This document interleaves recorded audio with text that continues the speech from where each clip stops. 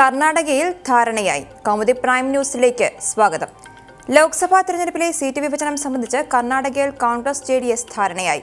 28 സീറ്റുകളിൽ 20 എണ്ണത്തിൽ കോൺഗ്രസും 8 സീറ്റിൽ JDSും മത്സരിക്കും. സഖ്യകക്ഷിയായ JDS ആവശ്യപ്പെട്ട മിക്ക മണ്ഡലങ്ങളും JDSന് ലഭിച്ചതായി സൂചന. കോൺഗ്രസ് സിറ്റിംഗ് സീറ്റായ തുംകൂർ JDSന് നൽകി. മാണ്ഡ്യ മണ്ഡലവും സഖ്യകക്ഷിക്ക് നൽകി. രാഹുൽ ഗാന്ധിയുമായി കൂടിക്കാഴ്ച നടത്തി മാർച്ച് 15-ന് മുൻപ് തീരുമാനമെടുക്കുമെന്നായിരുന്നു മുതിർന്ന JDS നേതാവ് HD ദേവഗൌഡ കഴിഞ്ഞ ദിവസം പറഞ്ഞിരുന്നത്. ഇതിനു മുൻപ് തന്നെ സീറ്റ് സംബന്ധിച്ച് ധാരണയായി. കോൺഗ്രസ് അധ്യക്ഷൻ രാഹുൽ ഗാന്ധിയും JDS ജനറൽ സെക്രട്ടറി ഡാനിഷ് അരിയും കൊച്ചിയിൽ കൂടിക്കാഴ്ച നടത്തിയിരുന്നു. മരണകാരണം ക്രൂരമർദ്ദനം. തിരുവനന്തപുരം കരമനയിൽ തട്ടിക്കൊണ്ടുപോയി കൊലപ്പെടുത്തിയ യുവാവിന്റെ മരണകാരണം ക്രൂരമർദ്ദനം. മരിച്ച അനന്തുവിന്റെ ശരീരം മുഴുവൻ മുറിപ്പാടുകളെന്ന് postmortem report.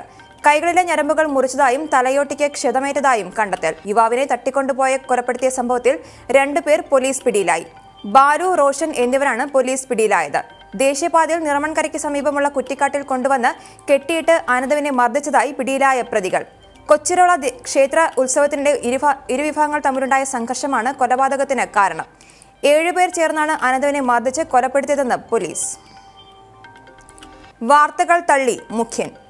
Chief principal secretary സ്ഥാനത്ത് നിന്ന് നളിനി നെറ്റോ രാജിവെച്ചതിൽ നിലപാടറിയിച്ച് മുഖ്യമന്ത്രി പിണറായി വിജയൻ. നളിനി നെറ്റോ രാജിവെച്ചതിന്റെ കാരണം അഭിപ്രായ വ്യത്യാസമല്ലെന്ന് മുഖ്യമന്ത്രി. രാജിയിലെ വസ്തുതകളെ മാധ്യമങ്ങൾ വളച്ചൊടിച്ചു.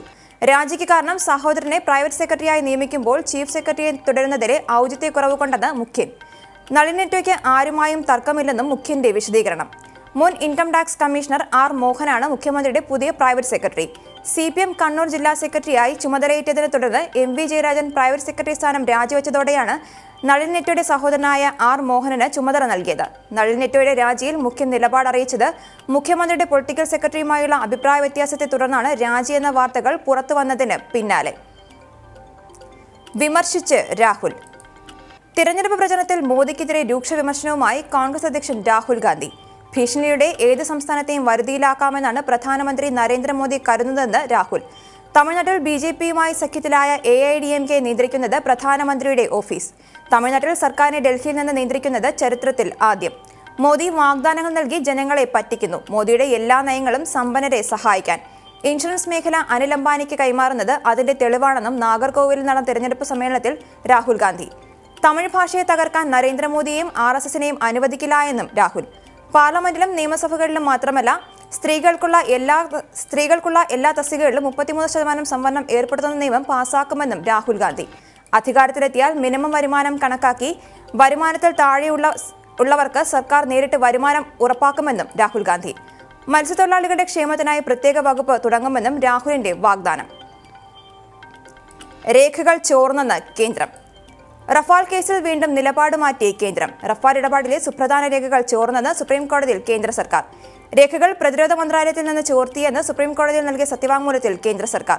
രേഖകൾ ചോർന്നതിൽ ആഭ്യന്തര അന്വേഷണം നടക്കുന്നു. ഫോട്ടോ കോപ്പി വഴി രേഖകളുടെ പകർപ്പ് മോഷ്ടിച്ചു. രേഖകൾ ചോർത്തിയത് മോഷണം തന്നെയെന്നും സത്യവാങ്മൂലത്തിൽ പരാമർശം. ദേശീയ സുരക്ഷയ്ക്ക് ഭീഷണിയെന്നും കേന്ദ്ര സർക്കാർ. നാളെ റഫാൽ കേസ് സുപ്രീംകോടതി പരിഗണിക്കാനിരിക്കെയാണ് കേന്ദ്ര സർക്കാരിന്റെ പുതിയ സത്യവാങ്മൂലം. റഫാൽ കേസിൽ കേന്ദ്ര സർക്കാരിനെ കുറ്റവിമുക്തമാക്കിയ കോടതി വിധിക്കെതിരെ ഹർജിക്കാർ സമർപ്പിച്ച രേഖകൾ ചൂണ്ടിക്കാട്ടിയാണ് സർക്കാരിന്റെ സത്യവാങ്മൂലം. മാർച്ച് 6-ന് കേസ് പരിഗണിച്ചപ്പോൾ പ്രതിരോധ മന്ത്രാലയത്തിൽ നിന്നും മോഷണം പോയ രേഖകളാണ് ഹർജിക്കാർ കോടതിയിൽ സമർപ്പിച്ചതെന്ന് അറ്റോർണി ജനറൽ KK വേണുഗോപാൽ കോടതിയിൽ വാദിച്ചിരുന്നു. ഇത് ഏറെ വിമർശനങ്ങൾക്ക് വഴിവെച്ചതോടെ കോടതിയിൽ സമർപ്പിച്ച രേഖകൾ മോഷണം പോയതാണ് എന്ന് താൻ പറഞ്ഞിട്ടില്ലെന്ന വാദവുമായി മാർച്ച് 8-ന് വീണ്ടും KK വേണുഗോപാൽ രംഗത്തെത്തി. റഫാൽ കേസ് നാളെ കോടതി പരിഗണിക്കും. കൗമുദി പ്രൈം ന്യൂസ് സമാപിക്കുന്നു. കൗമുദി ഹെഡ്ലൈൻസ് നാളെ രാവിലെ 9:55-ന്. ശുഭരാത്രി.